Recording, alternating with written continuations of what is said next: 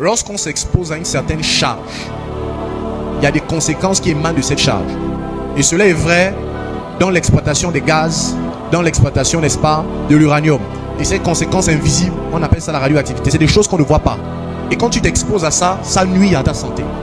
Je prends ces exemples pour vous expliquer que dans la ville de Sion, lorsque tu vis là-bas, lorsque tu es né là-bas d'abord, rien que la nouvelle naissance, et lorsque tu vis dans Sion, parce qu'il y a une manière de vivre sur la terre, mais tu es à Sion. Lorsque tu vis à Sion, la présence de Dieu laisse des traces sur toi. Il y a une forme de radioactivité qui se passe quand tu vis dans Sion. Et cette radioactivité, si je peux me le permettre, est censée impacter dans ton environnement. C'est à cause du fait que ton esprit est influencé par la ville céleste qu'on appelle Sion, que lorsque tu te tiens sur terre, tu peux dégager une certaine présence. Tu peux dégager une certaine radioactivité qui a de l'effet sur les gens.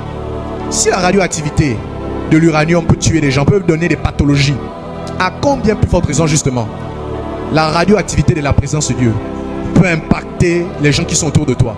C'est ce qui est arrivé à Moïse. Moïse, son visage impactait les gens. C'est ce qui est arrivé à Jésus. Jésus, à un moment donné, il a pris ses apôtres. Il est monté sur une montagne. Spirituellement, ça parlait de la montagne de Sion. Et il s'est transfiguré. La Bible dit que son aspect était comme l'éclair, comme le feu.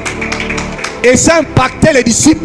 Les disciples ne sont pas restés sans effet. La Bible dit qu'ils étaient étourdis. Et ils ont commencé à raconter n'importe quoi. Et ils étaient étourdis à cause de quoi? La radioactivité de Jésus.